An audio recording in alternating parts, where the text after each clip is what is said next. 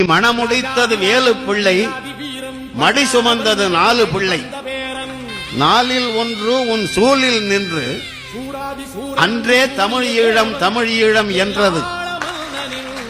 உன் பன்னீர் குடம் உடைத்து வந்த பிள்ளை ஈழத் தமிழரின் கண்ணீர் குடம் உடைத்து காட்டுவேன் என்று சூழ் உரைத்து சின்னஞ்சிறு தோள் உயர்த்தி நின்றது.